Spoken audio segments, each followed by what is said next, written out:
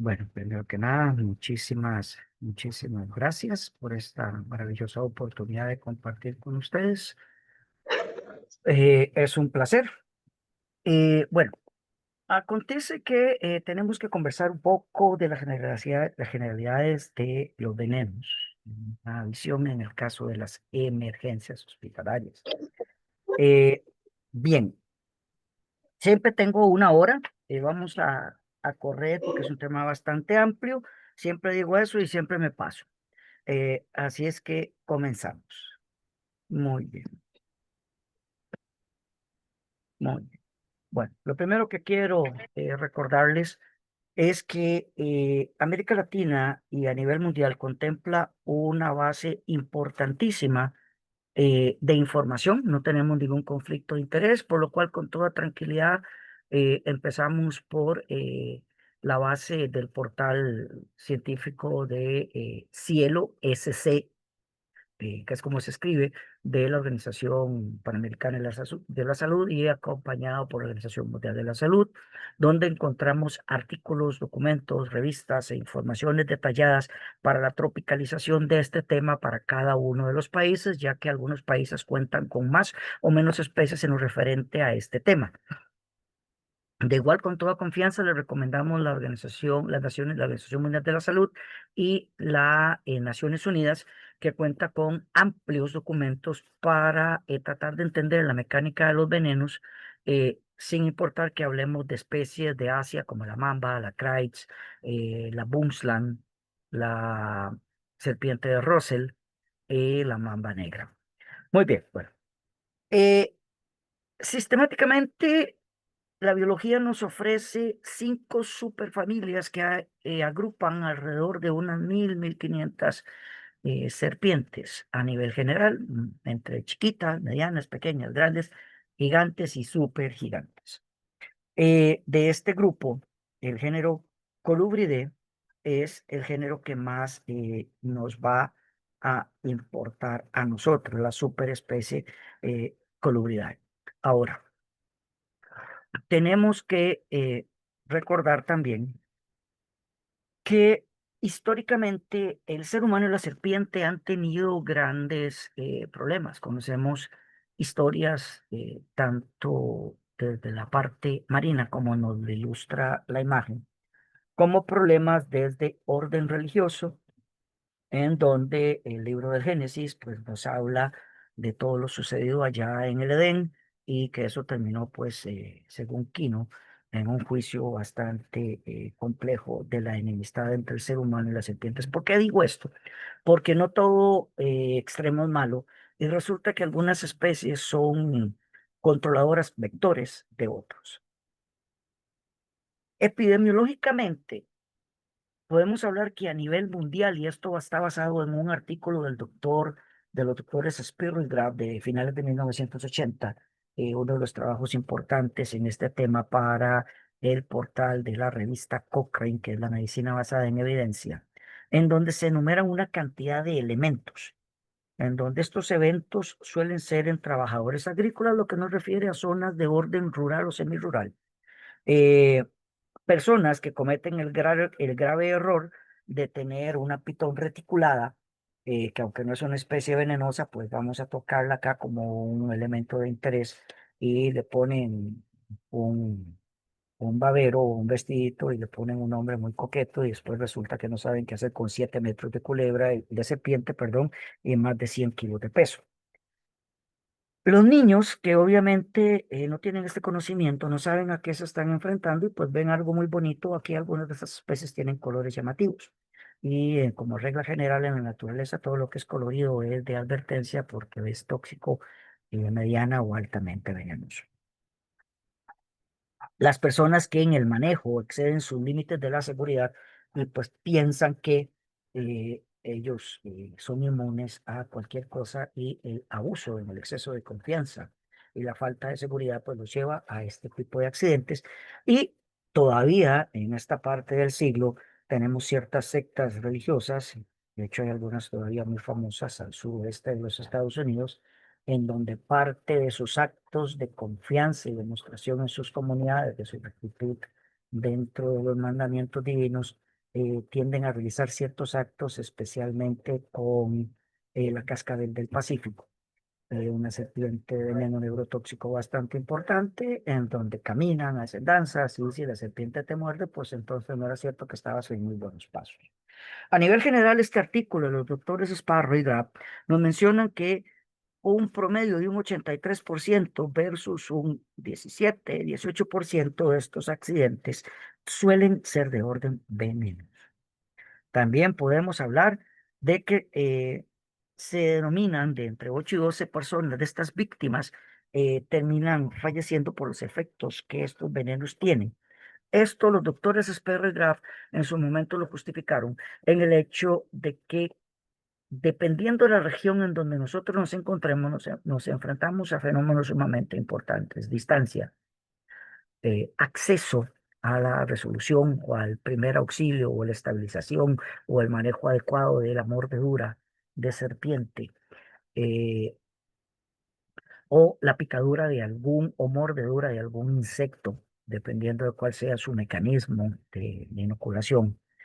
La falta del conocimiento adecuado, la falta de el equipo, entiéndase, los sueros antiofílicos o las soluciones antiofílicos, y neutralizantes de venenos de otras especies.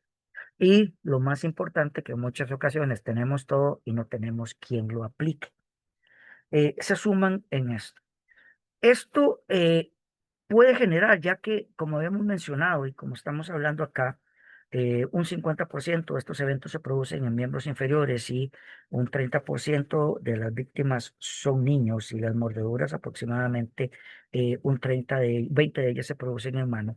Genera problemas sociales de importancia, porque si el paciente no fallece, y el proceso de lisis que se produce a nivel celular en el caso de los venenos, ahora que hablemos de los tipos de veneno que tenemos, eh, este paciente fallece, terminamos en amputaciones e discapacidades o incapacidades parciales de las funciones de estas estructuras mordidas. Entonces, se vuelve un problema desde el punto de vista económico y familiar, porque muchas veces esta persona que está siendo atacada o fue víctima, porque aquí tengo que aclarar también y me corrijo, las serpientes no salen a la calle y las especies venenosas no salen al bosque a buscar un ser humano para morderlo todos los días.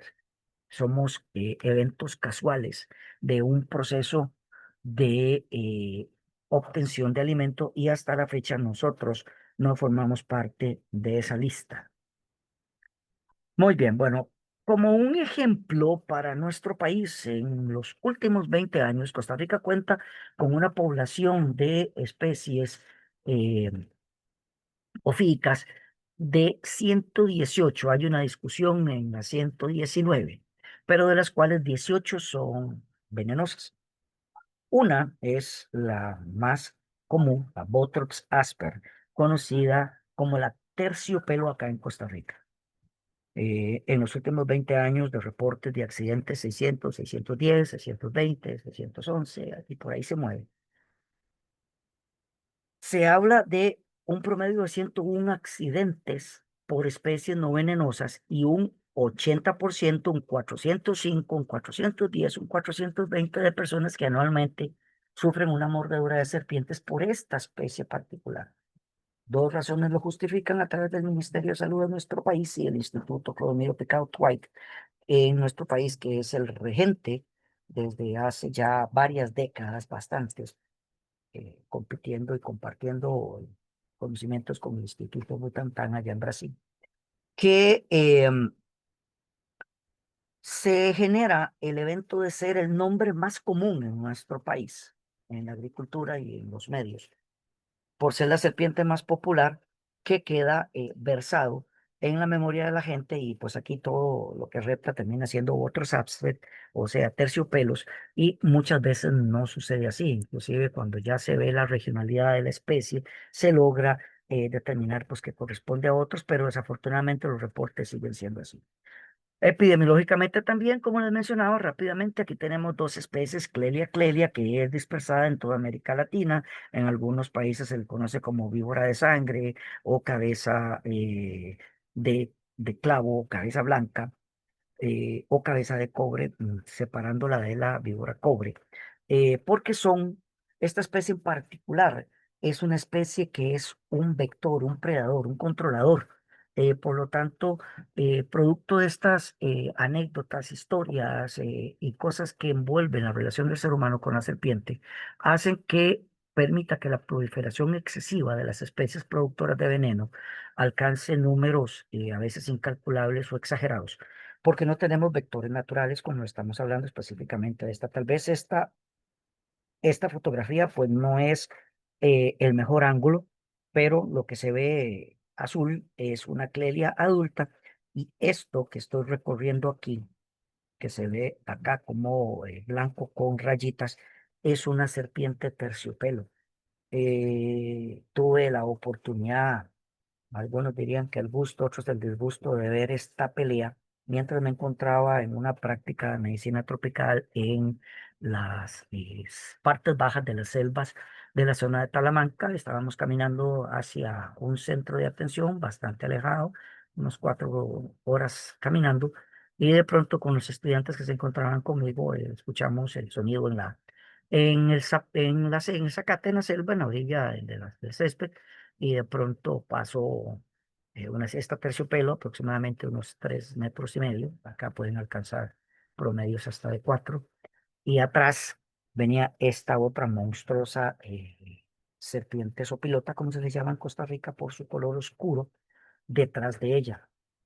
Salieron a un claro y en el claro tuvimos la oportunidad de ver esta batalla hasta que la clelia entre la constricción, como se ve, y la mordedura, ya que ella es inmune al veneno de la serpiente terciopelo, logra matarla y luego pues la devora.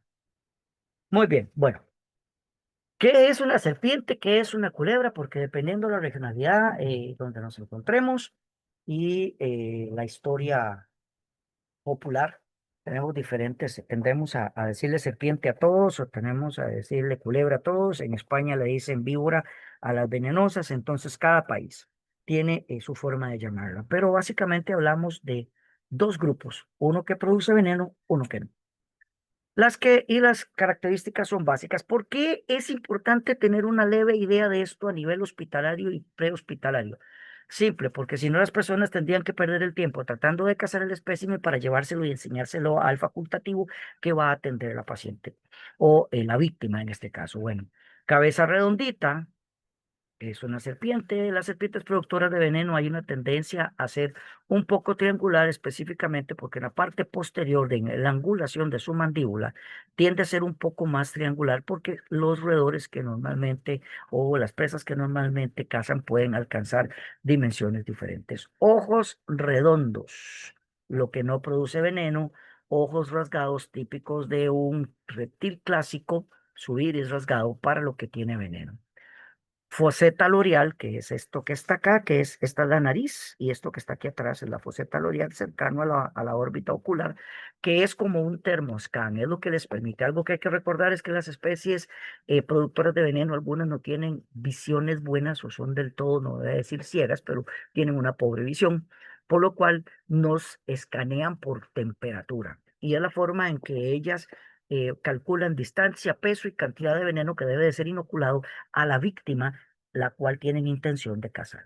Ok, aquí tengo una excepción a la regla, pero esta excepción, dichosamente por otras características, es muy claro. Este ojo redondo corresponde a una cobra real. Más adelante les voy a mostrar una imagen para que vean la relación. Es una de las pocas especies venenosas que rompe la regla de ojo rasgado.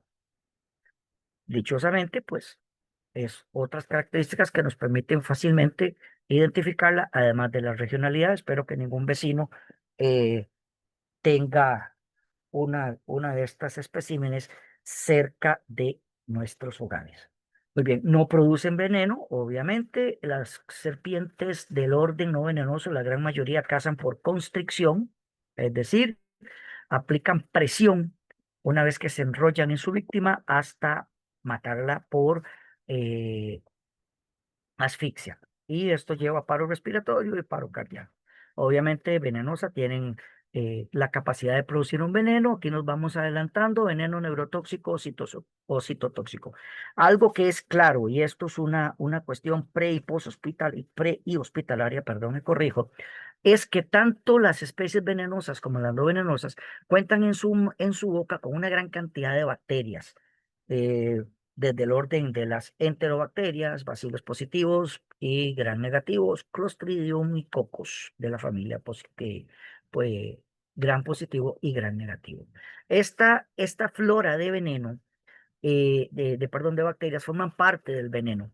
Aquí me salgo del contexto rápidamente y me traslado hacia Komodo, donde todos hemos visto a través del National Geographic y del Animal Planet los documentales de especies como el dragón de Komodo.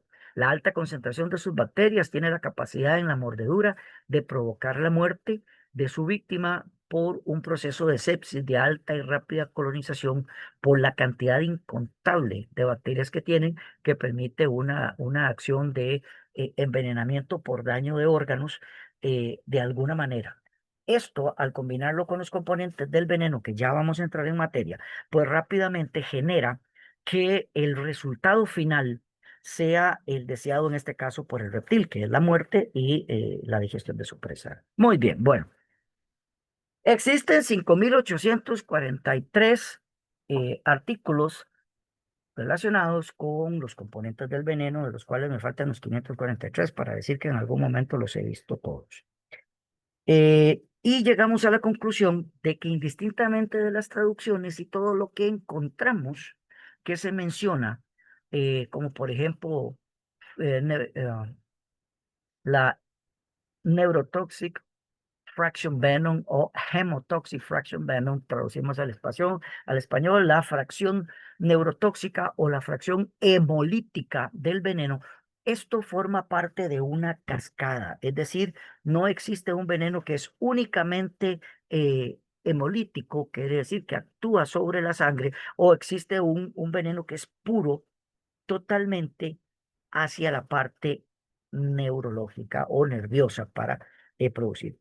Claramente son secreciones, como está en la definición, secreciones muy complejas, altamente complejas, metabólicamente complejas en el proceso de producción para los reptiles, y ahorita lo vamos a reafirmar en otras especies de insectos que nos dan dolores de cabeza a nivel hospitalario, porque gastan mucho de la energía y de lo digerido para producir veneno, y tenerlo guardado en glándulas especiales en la parte superior posterior. Si vemos en la imagen, acá tenemos el conducto a lo largo del colmillo. Esto que se ve acá, pues no es la decoración, es la representación de la inoculación del veneno. Esto es sumamente importante que me lo mantengan en memoria, porque ahorita vamos a hablar del tema, y esto se viene hacia atrás, pasando por la parte inferior de la órbita ocular y la mandíbula superior, y alojándose posterior de el globo ocular de la especie que es productora de veneno. ¿Ok? Y es utilizado para matar la presa. Esta mezcla, conformada por enzimas, fosfolipasas, enzimas que son proteolíticas, coagulantes, toxinas puras, toxinas con actividad enzimática, sales, aminoácidos, partículas tóxicas, que cada una tiene una función por separado y producen efectos combinados. Nos llevan a la conclusión que únicamente vamos a encontrar dos grandes grupos en todo lo que produce veneno, y, como decía un profesor mío, que tiene patas y camina en la selva. Tenemos un veneno de orden neurotóxico y un veneno de orden citotóxico, con moléculas que tienden a ser mayor o menor acción. Aquí queremos aclarar que desde el Cretácico tardío, algunos en el Cretácico temprano, eh, y por un trabajo realizado para National Geographic a finales de los 90, si mi memoria no me traiciona todavía, el doctor Roger Scott, trabajando con el Instituto Australiano con sede en Sydney y la Fundación National Geographic, estaban buscando componentes para un tema que vamos a tocar ahorita, referente a las serpientes marinas, por la alta complejidad que este veneno produce. Las conclusiones de la investigación del doctor Scott nos llevan a hablar de un veneno común, la TMX, que fue como él denominó a la primera molécula de la cual empieza este enorme proceso de purificación y de diversificación que encontramos en los venenos.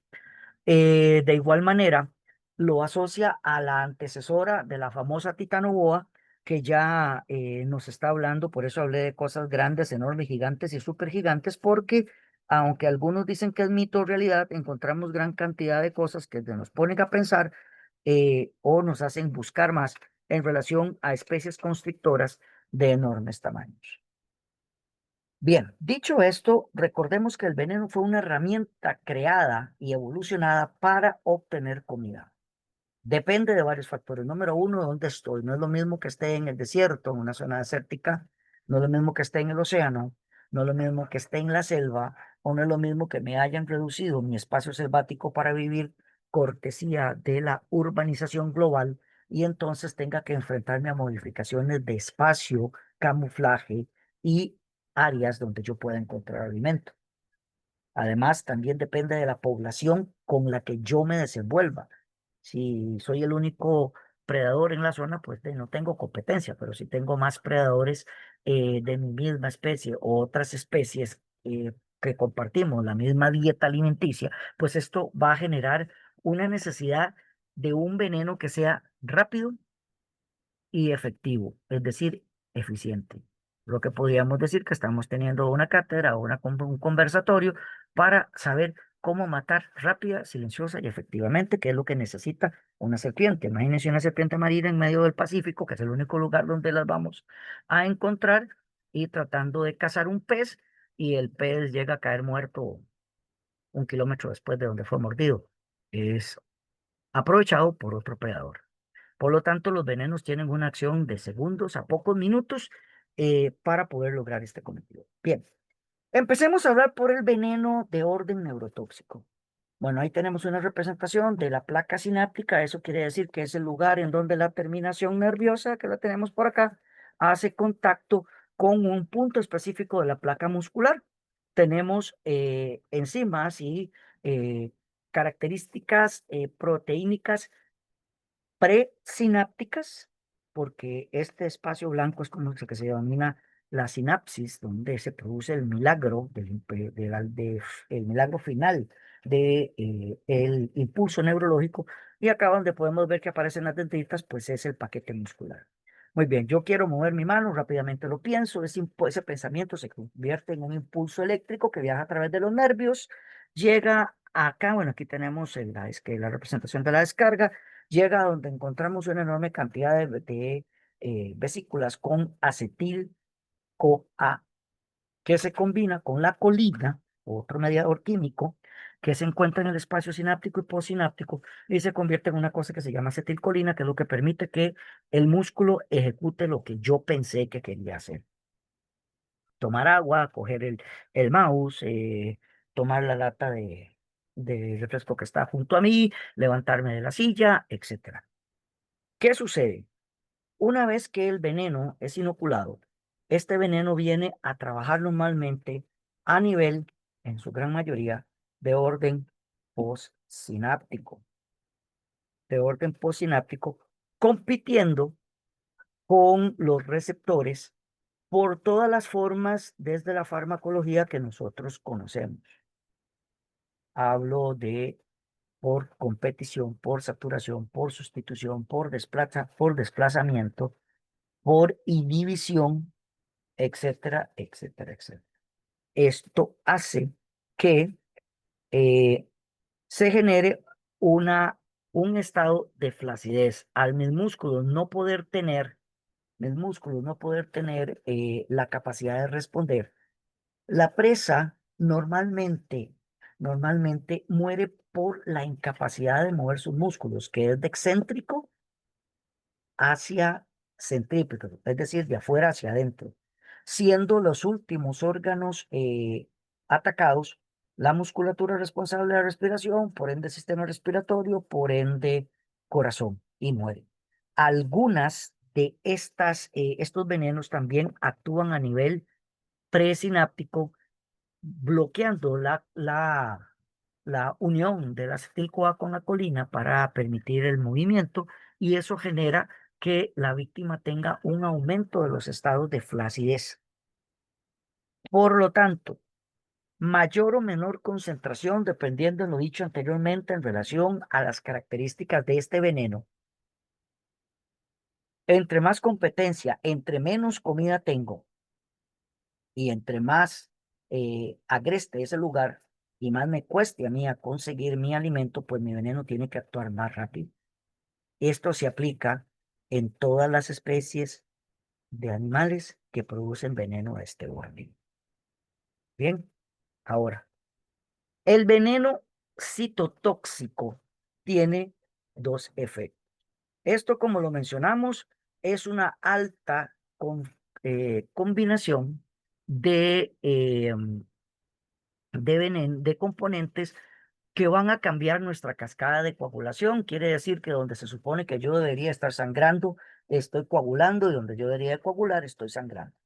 Y eso normalmente lo vemos en línea de tiempo con, con el avance de la mordedura. Algo que se me olvidó mencionar rápidamente es que todas las especies productoras de veneno con base en lo caro metabólicamente que les cuesta producir el veneno, tienen la capacidad de identificar exactamente cuánto veneno deben de inocular desde que hacen el termoscan para saber a qué tienen de frente. Normalmente el último uso que un espécimen productor de veneno tiene es intencionalmente atacar a un ser humano, en el caso nuestro, que es lo que nos compete ahora. Normalmente lo que sucede es el producto de un accidente y es una respuesta en defensa. Por lo tanto, ellos pueden decir cuánto veneno van a inocular. Costa Rica ha registrado una gran cantidad de eventos en los cuales pues únicamente lo que hemos logrado ver es la mordedura con síntomas mínimos de envenenamiento, pero sí síntomas importantes y signos importantes de eh, sepsis o eh, áreas de septicemia en pacientes altamente cargados de la vacuna. Bueno, este va a tener efectos locales y efectos sistémicos a diferencia del veneno neurotóxico. El veneno citotóxico duele, duele, duele, recontraduele, lo metemos entre paréntesis, lo llevamos al cuadrado y lo llevamos a la décima potencia. El veneno neurotóxico duele. Y este dolor es un dolor severo. Hablamos de intensidad variada dentro de la severidad, que es directamente proporcional a la cantidad del veneno, pero nunca se compara a la sensación de dolor que puede sentir la persona mordida por una serpiente de orden neurotóxico. Va a generar un proceso de edema, que es una respuesta multifactorial. Vemos a la histamina, quininas, prostaglandinas, anafilotinas, y nos lleva a un síndrome compartimental. ¿Por qué? Porque nos vuelve la relación de presión osmótica oncótica, es decir, el mundo interno y el mundo interno celular y el mundo extracelular dan vuelta completamente y se vuelve la cascada inflamatoria y antiinflamatoria completamente loca. Vamos a tener un área de hemorragia importante, por lo que habíamos hablado. Las metaloproteasas dependientes de zinc van a dañar las estructuras basales, la lámina basal, el componente basal, y van a empezar a generar lo que les mencioné, alterando la cascada de coagulación, donde especialmente eh, los factores A11 y A12 en la cascada de coagulación, por lo cual donde deberíamos ver sangre, vamos a ver coágulo, donde deberíamos ver coágulo, vamos a hacer sangre. Vamos a ver sangre. Esto, junto con el síndrome compartimental, va a empezar a generar un proceso de lisis, de destrucción de los tejidos, porque es la preparación, la predigestión de, el espécimen mordido. De igual, por la alta cantidad de bacterias que habíamos hablado y además de todos los reductos de este desorden metabólico que estamos viendo, vamos a tener daños a nivel del endotelio que van a justificar la muerte del tejido. Va a haber un proceso de isquemia secundaria y También vamos a ver el efecto de las miotoxinas, que es el resultante del síndrome compartimental, la inversión de las fosfolipasas que van a actuar directamente sobre la membrana plasmática celular, aumentando la muerte de los tejidos. Pérdidas del calcio, ¿verdad? Con entradas masivas importantes hacia la parte citoplasmática, anulando la función celular. Esto nos va a llevar a la muerte por isquemia, es decir, la falta de oxigenación. Y vamos a tener como producto final la incapacidad de la estructura por esta muerte, además del aporte propio de las bacterias.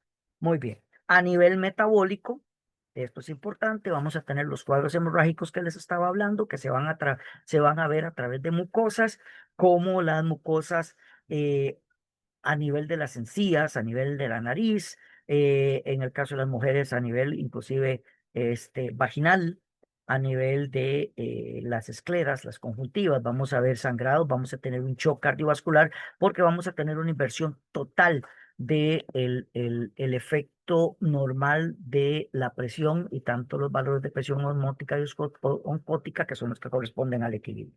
Las coagulopatías, es decir, los cambios de los factores 10, 11 y 12 con respecto a la generación de la trombina y la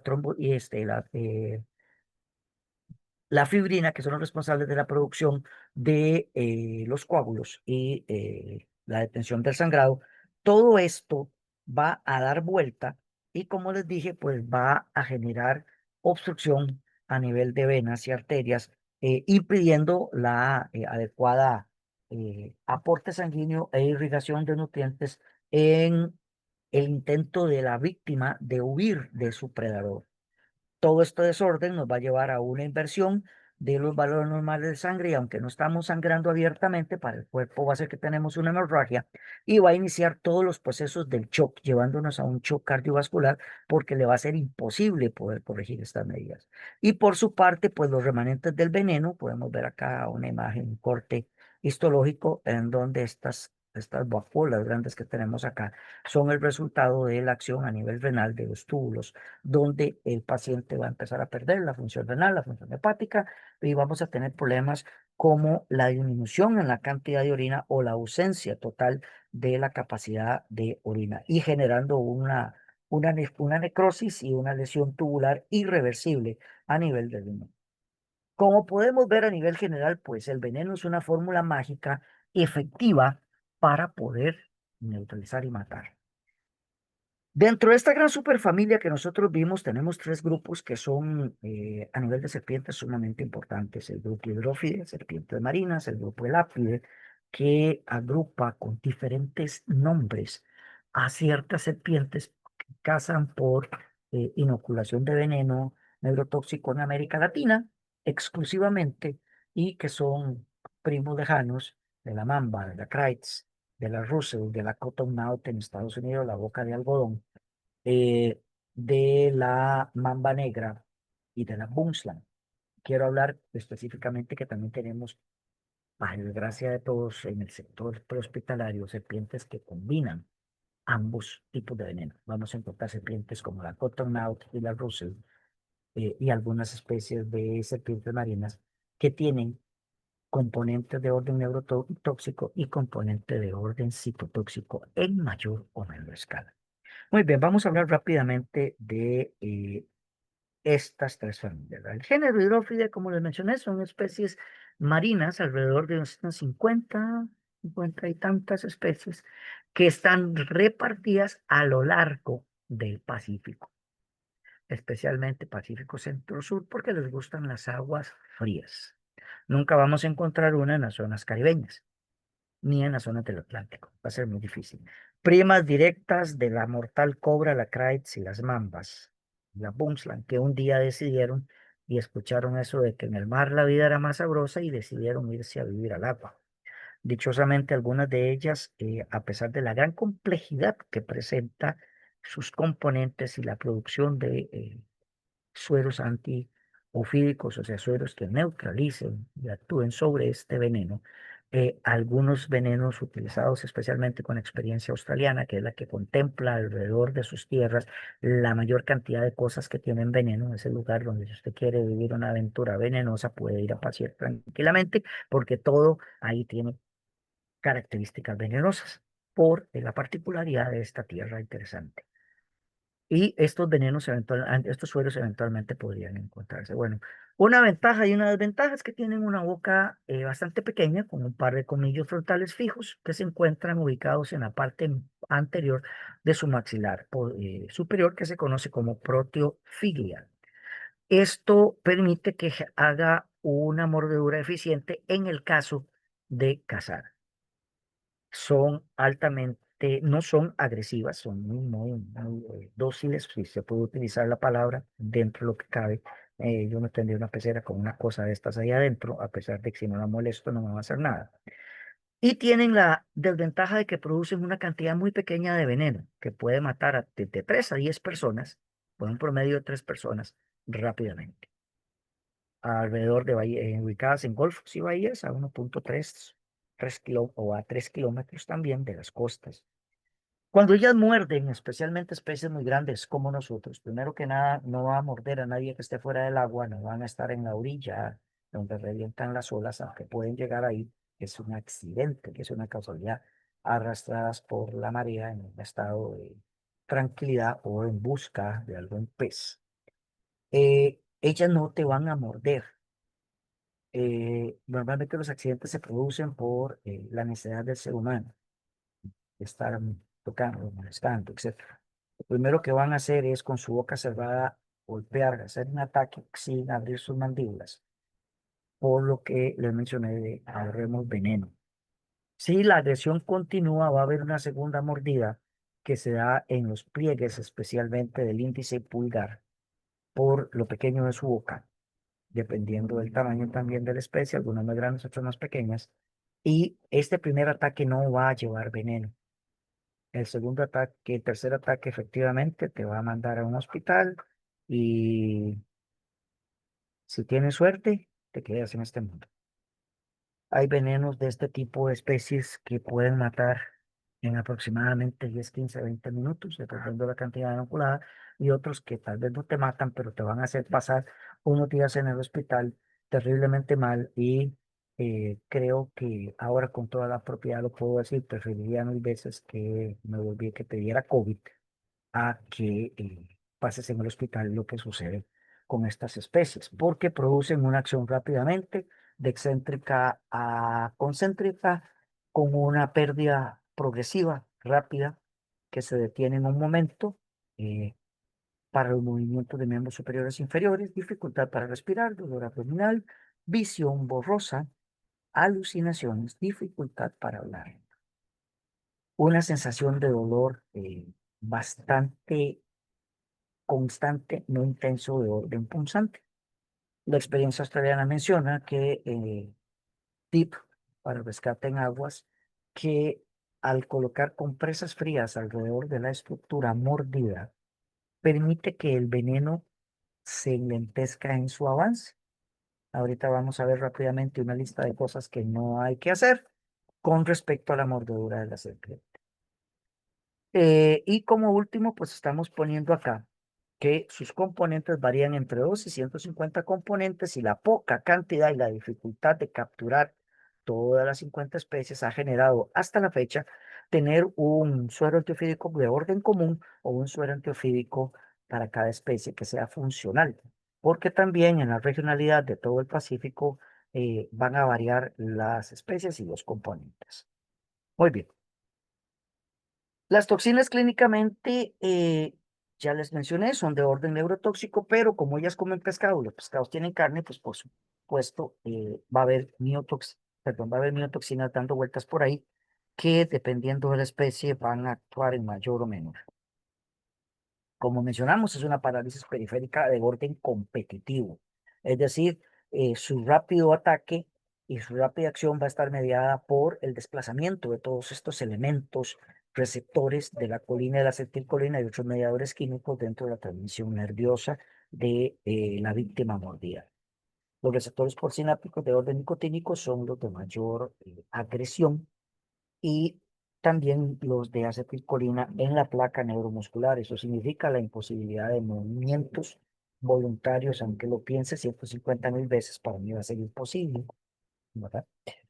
Sus miotoxinas van a actuar destruyendo y justificando la necrosis que vamos a encontrar a nivel muscular, porque como les dije, yo no puedo darme el lujo de perder un pez en el océano, porque me quedo con hambre y otro sí que hace, el que se va a sentir de la fiesta. Tienen mioglobinas y además generan una hipercalemia, es decir, un exceso de calcio y va a presentarse rápidamente instaurado después de la mordedura. No hay afecciones reportadas con respecto a la coagulación en sangre en grado significativo, pero sin embargo los demás componentes van a ser suficientes para que esta víctima pase de un mal momento. Como le mencioné, está en rojo, no tenemos suero antufídico, pero hay tratamiento hospitalario. Por lo tanto, la documentación del evento y el traslado rápido de este paciente con un monitoreo constante de signos vitales, aplicación de oxígeno, observación, liberación del traje de uso, si lo tiene, va a ser primordial, va a ser primordial para el tratamiento de de la mordedura por especie o por especies marinas, porque hoy no vamos a tocar el tema de otros eh, especímenes que producen veneno en el mar, porque eso es un tema pues muchísimo, muchísimo más grande y amplio, lastimosamente. Y bien, ahora, hasta aquí vamos bien. Sí, no hay preguntas, dudas, comentarios. Excelente, todo se queda para el final. Vamos a la familia Elápide. Vamos a especies terrestres. Para Costa Rica se denominan el orden coral, ¿verdad? Estas especies son conformadas por serpientes de 4 o de 3 anillos de colores. Todos hemos escuchado rápidamente la famosa frase o la famosa palabra rana, que es rojo, amarillo, negro, amarillo en el orden de anillos. En nuestro país se conoce como coral macho o coralillo. Eh, Tienen una producción de un veneno neurotóxico de acción posináptica, lo que significa, y recordemos, todo lo que es posináptico disminuye mi respuesta muscular, la velocidad con la que yo puedo escapar, correr, y todo lo que es de orden presináptico va a provocar flacidez. Mis estructuras ahí queden brincando de flojas como si fueran gelatina. Estas mordeduras solo se pueden dar en las partes delgadas, ya que al igual que las serpientes marinas tienen boca muy pequeña y por lo general estos accidentes son propios de los trabajadores de zonas agrícolas o las personas que andan descalzas y viven en zonas rurales y andan, pues, tienen que trabajar con sus manos y muchas veces no tienen botas de hule, zapatos de goma o un zapato adecuado. Y estas mordeduras se dan en los pliegues de los pies, en los pliegues de los cortejos, perdón, me corrijo, y en los pliegues de las manos. ¿Ok? Están altamente activas durante día y noche. Se dividen en sus grupos de género Micricus y los podemos encontrar en muchas zonas, tanto de orden de territorio urbano como a nivel de montaña. La otra parte, o el otro grupo de esta gran familia, son las denominadas coralillas, que tienen un veneno posináptico también, pero solo cuentan con 2 colores, o negro y rojo, o negro y blanco. Corresponden un poco más hacia la zona atlántica y la zona norte del Pacífico y son poblaciones muy reducidas en número y reportes de envenenamiento porque tienden a ser un poco más altas. Ok, ¿qué nos van? Aquí tenemos las imágenes, la famosa coral, aquí lo tenemos, rojo, amarillo, negro, amarillo. Esto simple y sencillamente es, me alejo, esto es un efecto mimético de una falsa coral porque no se cumple. Y luego acá tenemos la otra especie de la coralillo también, en donde es rojo negro o rojo y blanco. Y aquí podemos ver el anillo parcial. Ahora, pues obviamente no vamos a agarrar la serpiente, decimos, mamita, denme chance porque tengo que ver la pancita a ver si su anillo está completo. ¿Qué nos va a producir a nivel general? Y repito que cuando logren accesar el documento de las Naciones Unidas que se refiere a mambas, kraits, cobras, van a encontrar cosas más específicas. Tiene un efecto de 2 a 6 horas sumamente importante. A nivel local es una respuesta dolorosa, pero no alta y excesivamente dolorosa, como habíamos hablado en el orden del veneno citotóxico, y que es directamente proporcional a la cantidad de veneno. No tiene efectos de necrosis ni efectos hemorrágicos. Vamos a tener una ptosis palpebral. En algunos libros se conoce como el síndrome del sol naciente. Nuestro paciente no puede abrir bien los ojos. En la presa significa que ella no va a poder ver adecuadamente una vía de escape y va a estar dando vueltas cerca al lugar donde fue mordida para que la serpiente pueda alcanzar su cometido de comerse la presa. Esto se presenta de 2 a 6 horas. Vamos a tener una excesiva salivación por la pérdida progresiva de la musculatura facial que se traduce en dificultad para respirar. Vamos a tener oftalmoplegia, ¿verdad? Vamos a tener problemas visuales, vamos a tener diplopias, una visión doble, vamos a tener disartria, incapacidad para poder hablar adecuadamente, porque eso se suma dentro de la capacidad de la presa de poder respirar adecuadamente y progresivamente una debilidad general que viene de afuera hacia adentro, llega a la disnea, que es la dificultad propia para respirar, y la parálisis de los músculos. Quiero ser claro aquí rápidamente eh, en el hecho que hay una especie de araña que es responsable de producir un veneno muy similar. Pero lo tenemos que agregar a esta sintomatología: fotofobia, erección en el caso de los hombres y pérdida de esfínteres en el caso de la mujer, y un abdomen en tabla. Entonces estamos hablando de una subespecie, la Cytemia, que forma parte de una especie muy propia de Sudamérica, que es la Phoenicea, que es conocida como araña del banano, una araña con capacidades de matar rápidamente, distribuida en todo el Atlántico de América Latina a partir de Nicaragua hacia el sur. La familia Viperidae es una familia que reúne estas subespecies: Bothrops, Arthropods, Botrytis, Lachesis, Crotalus, Cristodon, Potidirum y Cerofidum. Tienen un veneno de orden citotóxico con mayores e importantes complicaciones. Como habíamos hablado, los componentes de toxinas y enzimas son los responsables de provocar todos los daños que vamos a encontrar. Es un efecto de orden inmediato, a minutos después de la mordedura. Y hablo de pocos minutos. Tenemos una lesión de orden local y automáticamente una lesión, perdón, sistémica importante. La severidad de los síntomas es muy variable. Se utilizan venenos de orden polivalente para este grupo, producidos en América Latina por el Instituto Clodomiro Picado Tuaite y el Instituto Butantan en Brasil, que son los que se encargan del proceso de la liofilización de estos sueros. En otros países se han intentado otras formulaciones con diferentes tipos de estructuras que que producen el suero, pero nos enfrentamos a un 50-50 de que si no la mata la serpiente, lo puede matar un efecto de shock anafiláctico por la respuesta al suero antiofídico. En Costa Rica se produce con enzimas e inmunoglobulinas de caballo inyectados a una dosis 50-50 que permite nada más provocar la respuesta de producción de anticuerpos que no daña al caballo. Y obviamente es todo un proceso de cuidado, veterinarios, producción, etcétera, etcétera.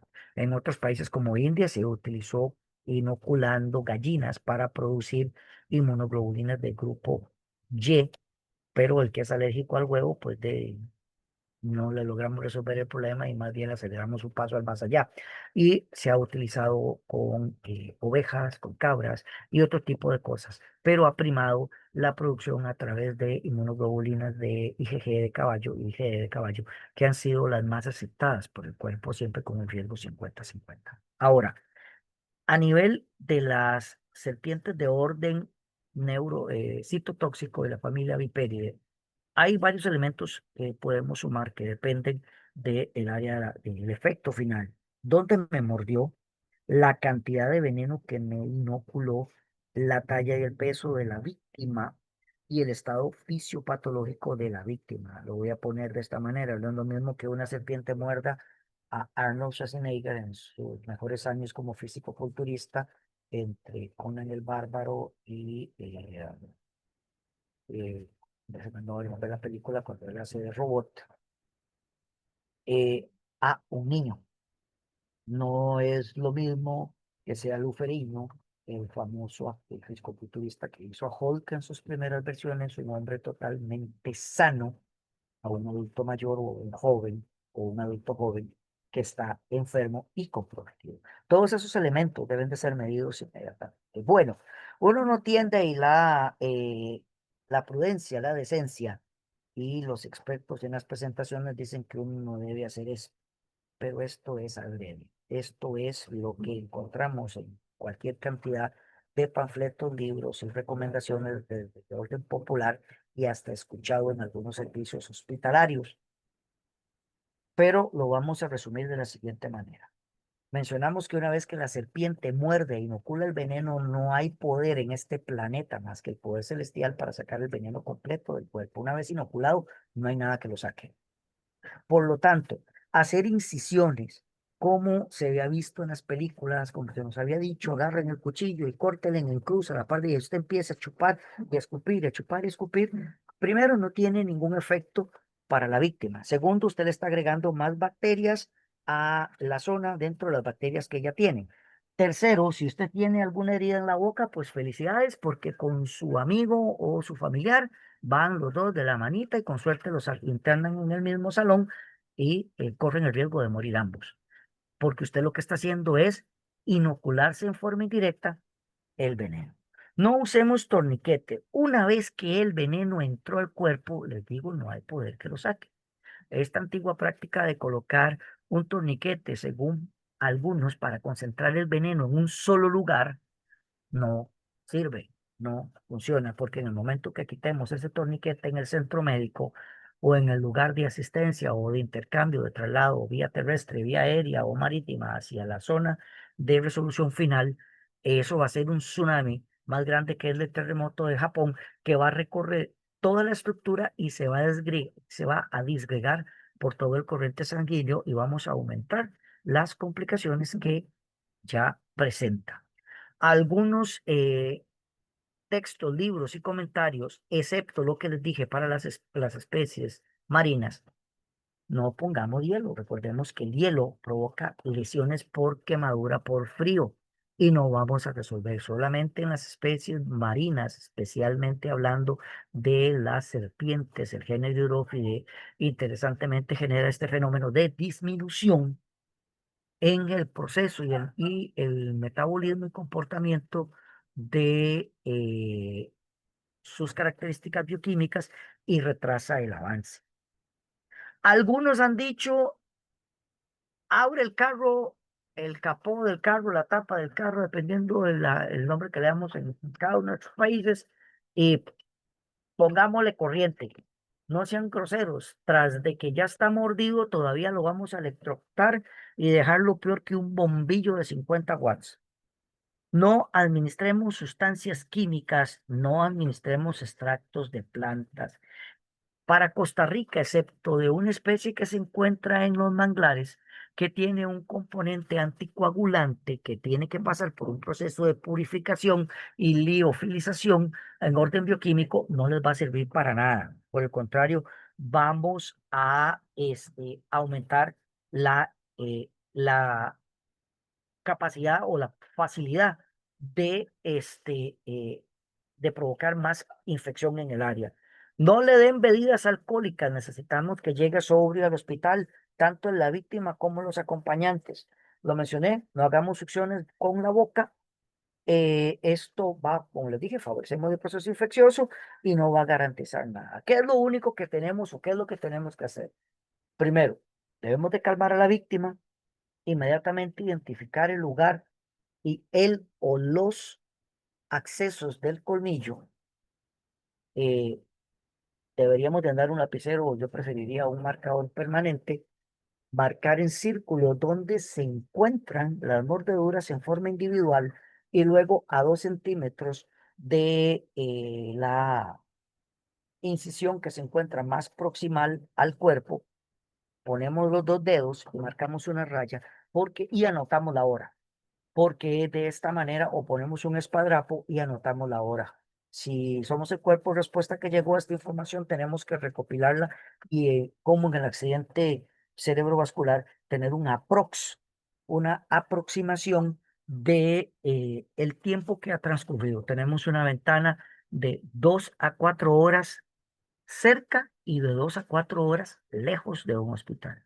Siempre queremos apostar que sean las 4 horas o de 2 a 4 horas cerca del hospital, porque de lo contrario tocará vía telefónica hablar con los médicos para iniciar el tratamiento antiofídico colocando los frascos de suero. Y muchas veces esto genera una gran cantidad de problemas en el traslado del paciente. Eh, Limpiamos la extremidad con agua para tratar de remover los excesos de suciedad y reducir de alguna manera, si tenemos jabón, eh, reducir el aporte de bacterias excesivo e inmovilicemos esa estructura, mantengamos la estructura quieta. Aunque, y bien dije que el veneno una vez que entra, empieza a trabajar, mantener a nuestro paciente calmado reduce la circulación a través de una frecuencia cardíaca baja, lo más cercano a lo normal, porque difícilmente puedo vislumbrar tranquilidad, difícilmente puedo vislumbrar tranquilidad en una persona que ha sido desafortunadamente mordida por una serpiente, que esté tranquila, especialmente porque no sabemos al final eh, a ciencia cierta qué orden o qué tipo de serpiente fue, a no ser que nosotros cortemos con el beneplácito de verla claramente. Y por supuesto, el traslado inmediato hacia el centro de atención. Ay, como de costumbre, me voy a pasar unos minutos. Ahí me disculpa el siguiente expositor. Vamos a brincar rápidamente a otro grupo, los anfibios. Las ranas venenosas, bueno, rápidamente tenemos 3.800, aquí es un poquito menos. La exposición no cambia el contexto, 3.800 especies de ranas y sapos venenosos a nivel del mundo. Pero América cuenta con la famosa rana dardo, la rana dorada, que es la que contiene la mayor cantidad de neurotoxina utilizada por los aborígenes en esas regiones para cazar. Los especímenes varían entre los 10 milímetros y los 30 centímetros y un peso hasta de 3 kilos, más los sapos bufo, que corresponden a la región atlántica de América Latina, eh, hasta la zona del sur de Brasil y el lado de la selva boliviana. Se han registrado 200 especies capaces de producir veneno de todo este gran grupo y 8 en Costa Rica. ¿Ok? Para Costa Rica, solo la plumilio, la Orfaga plumilio, esta azulita que está acá, que nosotros la llamamos blue jeans, tiene la capacidad de producir un veneno.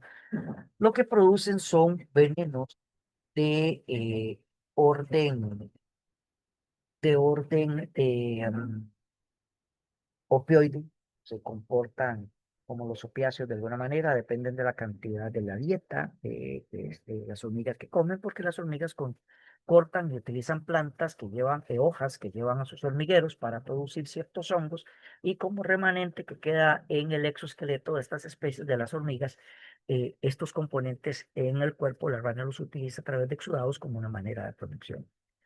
Que son estas glándulas pues, que tenemos en el cuerpo de la ranita. Son alcaloides, la gran mayoría, con unos componentes de toxinas que actúan al nivel del sistema nervioso, dosis dependiente. Entre más tóxica es la serpiente, o sea, la rana, no puedo comparar la blue jeans con la dardo, porque la concentración del veneno es obviamente más alta. En este caso no la utilizan para cazar, son mecanismos defensivos, 100%, y se denominan dendrobatrotoxinas. Como tienen un componente de orden alcaloide y opioide, pues el manejo hospitalario corresponde al manejo de cualquier persona que tenga una intoxicación por alcaloides tipo cocaína, tipo opio. Nos vamos a concentrar en el manejo de frecuencia cardíaca, frecuencia respiratoria, estado emocional, respuesta de signos de respuesta de estímulos, y obviamente si contamos con algún tipo de monitoreo, aunque sea con un oxímetro de pulsos, estar siendo vigilantes de los cambios en la frecuencia cardíaca. Lo óptimo es que podamos tener un monitor cardíaco que de alguna manera nos permita llegar a observar los posibles cambios. Rápidamente con naloxona y otros tipos de medicamentos podemos revertir rápidamente estos efectos. Y por supuesto, en esta gráfica que podemos ver del doctor Brian Gray, podemos ver que las ranas tienen una acción postsináptica. Es un veneno de orden postsináptica por desplazamiento con bloqueo de canales de sodio y con bloqueo de los receptores nicotínicos de orden alfa, por lo cual tenemos esos efectos tóxicos como si el paciente estuviera drogado. Muy bien. Sobre notas curiosas, utilizado por las tribus, ya lo hemos comentado, las encontramos de los 1200 metros para abajo, son totalmente diurnas y podemos ver síntomas desde la irritación hasta el fallo cardíaco, dependiendo de la especie y la cantidad.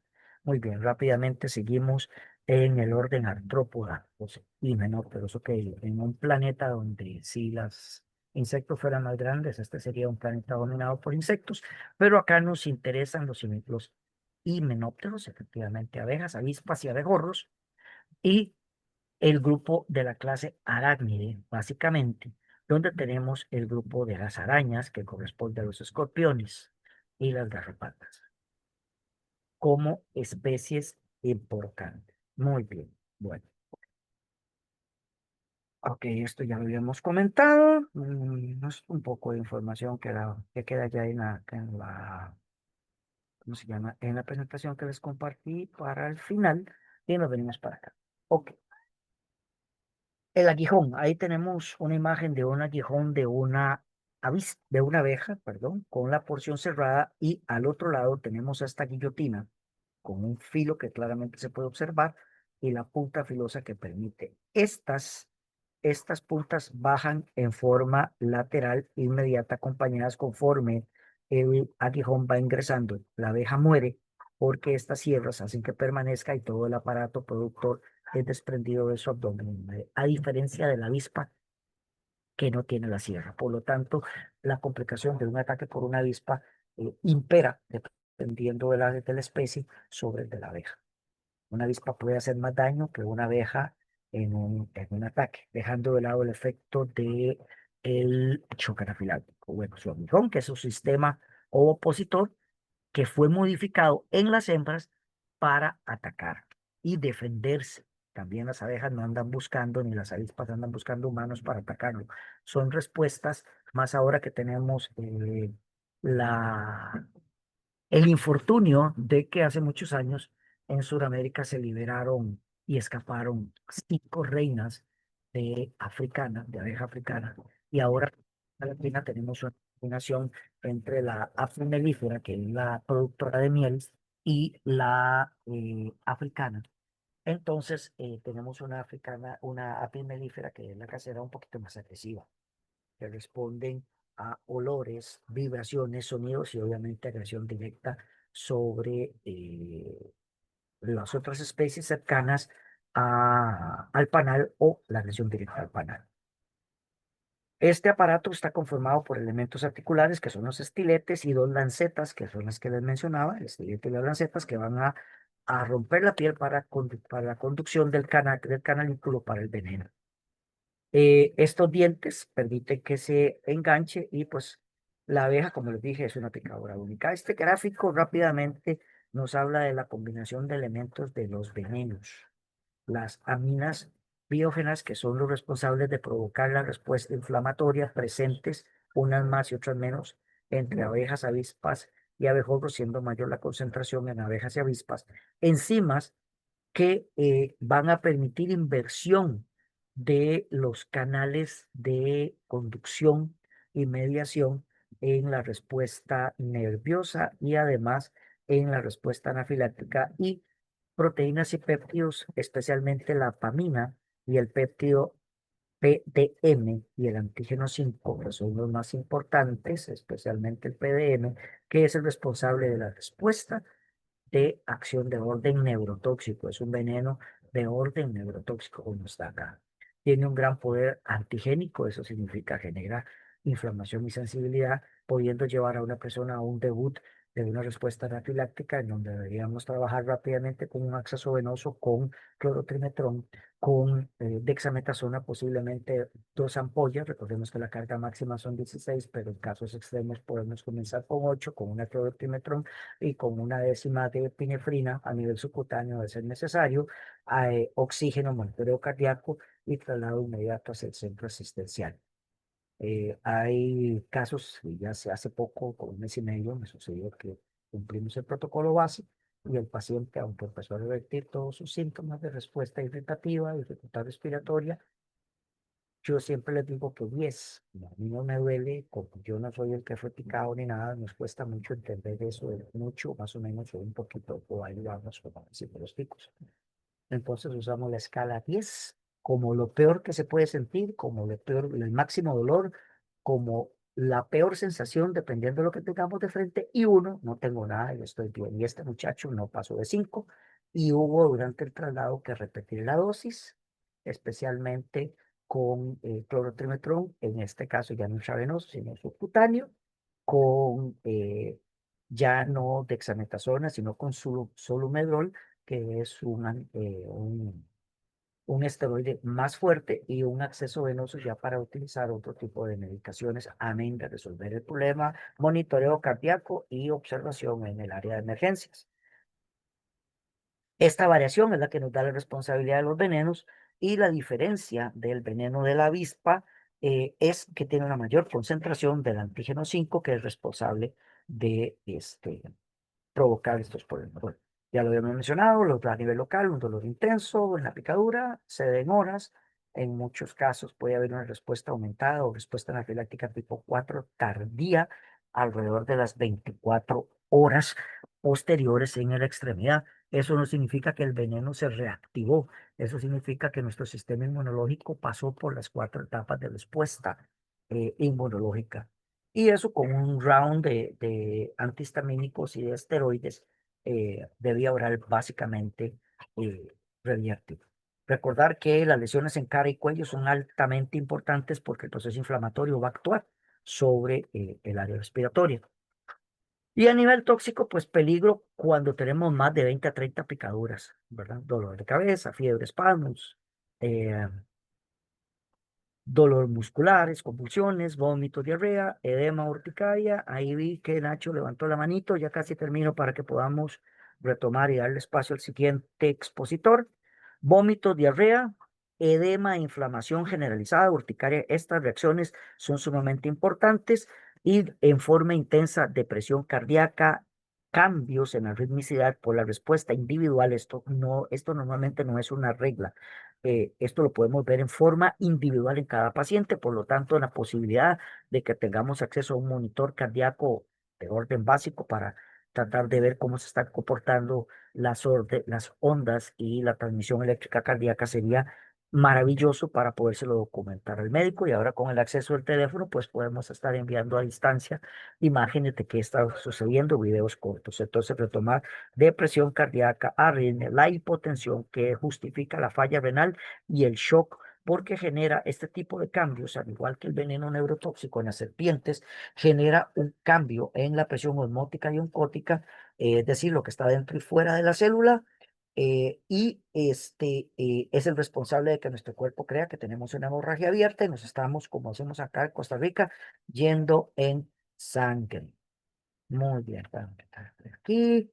Ok, bueno. Se habla de extraer los aguijones y las vesículas para evitar que la vesícula continúe activa, porque aunque se desprendió de la abeja, continúa activa, y este es el principal problema versus las avispas. Las avispas te pican 3, 4, 5 veces y posiblemente se van. La abeja te pica una, ella muere porque pierde este dispositivo, pero continúa activo hasta descargar por completo todo el veneno. 30, 40 picaduras constantes allí se nos vuelve un problema. Aquí el hielo, en forma local, envuelto en un paño, nos va a ayudar a disminuir la respuesta inflamatoria, la respuesta irritativa, y aliviar el dolor mientras aplicamos el manejo o el tratamiento, ¿cómo se llama? Adecuado para el paciente. Pues como todo, la reacción tóxica va a depender de cuánto y en dónde fue atacado, y no me refiero al lugar, sino a la parte del cuerpo donde fue atacado. Recordemos, cara y cuello siguen siendo nuestros puntos fundamentales o todo lo cercano. En algunos casos no es necesario la extracción, no nos desgastemos, esto nos quita tiempo. Hay que hacer un transporte inmediato al centro de salud, dar apoyo psicológico a la víctima para ayudar y mantenerla calmada. Vamos a lo mismo que en el transporte del paciente mordido por serpiente. De alguna manera estamos tratando de que el avance del veneno sea más lento, que lo que ha ingresado al torrente sanguíneo no circule más rápido. No es lo mismo circular a 120, a 130 latidos por minuto que circular a 60, 70, 80 latidos por minuto. No sé si me explico en esa parte. No evita los movimientos fuertes. De alguna manera podemos, como les digo, esto es algo que está mencionado en la literatura, pero yo de alguna manera pues no lo creo así como necesario inmediatamente. Lo podemos hacer en el traslado y no atrasarnos en el centro. Y obviamente los paramédicos eh, que llegan pues deben de tener la sagacidad y la capacidad de poder identificarlos. Muy bien, vamos a ver. Aquí, ok. Dentro de los arácnidos, rápidamente vamos a mencionar a los escorpiones, ya vamos a terminar, que aparecen hace 400 millones de años en una escalada interesante e importante en la evolución del escorpión hasta ahora. Su componente principal es un veneno que se distingue porque tiene un componente de ácido fórmico, una sal. Ya les voy a decir por qué.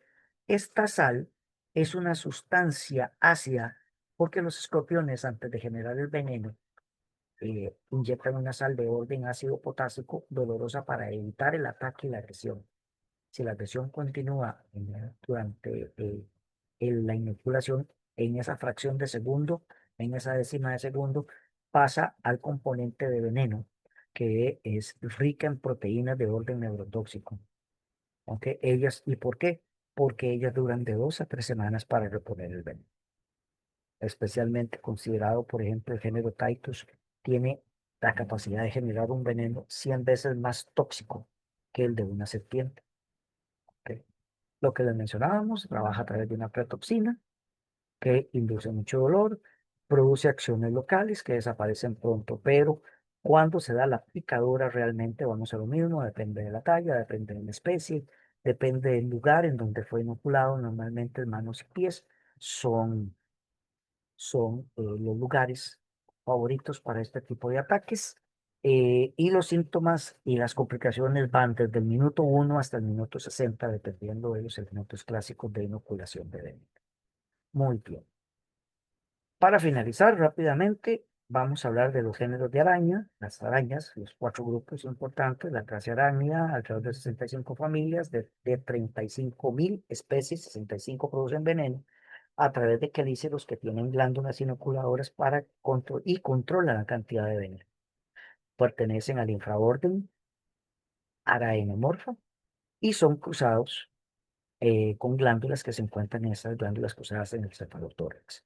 Muy bien, bueno, esto es información general, venimos para acá adelante. Con respecto a la taxonomía, las arañas tienen la acción tanto presináptica como postsináptica, actuando rápidamente en los receptores y los productores presinápticos y los receptores postsinápticos. Ok, tenemos 4 grupos, el grupo Phoenutria, perdón, el Latrodectus, el Loxosceles y el Occia. La Phoenutria fera tiene un veneno de orden neurotóxico. Esta es conocida como araña del banano acá en América Latina. En Costa Rica, perdón, en Sudamérica corresponde a otros nombres, dependiendo de la región muy propia del área de la Amazonia. La Latrodectus o la famosa vida negra, en algunos países de América Latina es bastante conocida, un veneno de orden neurotóxico y que actúa a través de los centros neurovegetativos, produciendo espasmos severísimos, una contractura a nivel muscular que no se detiene hasta que se aplica el suero antiofídico, el suero anti-latrodectus, el género Loxosceles, que es conocida como la araña parda o araña de rincón, que tiene un veneno de orden necrosante y hemolítico que va generando una escara que cuando usted la remueve, porque disgrega a través de la grasa del tejido subcutáneo, genera una ulceración importante porque necrosa, destruye, le produce un efecto de licuefacción del veneno. Y el género Licosea o la famosa araña lobo, parecida a la araña parda, es una araña solitaria también en áreas oscuras que produce una lesión también de orden necrótica y progresiva hasta que en algún momento desaparece. Bueno, la Phoenutriafera, una araña del banano desde Costa Rica hasta la Argentina, sobre el área tropical o subtropical. Arañas altamente agresivas y con un veneno de orden neurotóxico que va desde un promedio de los 4 centímetros. El género Loxosceles, muy bien, que genera, al igual que la araña lobo, eh, estas lesiones importantes en donde empieza por dos puntitos. Esta es la ulceración que debe de ser tratada con antibióticos, ¿verdad? También nos genera efecto local y sistémico. Puede causar muerte alrededor de 30 horas en pacientes de alguna manera disminuidos y en algunos lugares son conocidas como arañas de orden timo. Bien, el Atelectus también tiene este mismo componente. Y como les mencionaba, la araña lobo también lo genera. Y el último grupo, ya para terminar, tenemos el terafóside o la famosa araña tarántula, que raramente solo en las películas de Hollywood las vemos que caen encima de los seres humanos. América del Sur, África, Asia, la India, Arabia, tienen pelos en su parte abdominal, estos que se ven acá, ya con esto estoy terminando, que tienen la capacidad de viajar en el aire y eso son sus patas posteriores, además de que producen un ceseo importante, amén de tratar de hacer que su predador se arrepienta y esto genera un efecto urticante a nivel nasal en el caso de los humanos con una respuesta hiperactiva bastante importante, sedentarias y solitarias. Su veneno normalmente no es un peligro, pero sí puede generar algún efecto de orden neurotóxico necrótico si llegasen a ser víctima de una mordedura. Las disculpas por haber dado tanta información en forma muy rápida. Esto forma parte de un taller, una clase que normalmente damos 3 semanas, 2 horas Muchas por gracias. semana.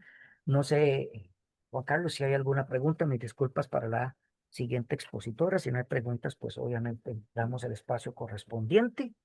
Y si hay preguntas, le responderemos de la forma más rápida. Ahí vi que Ignacio estaba levantando su manito como 3 veces.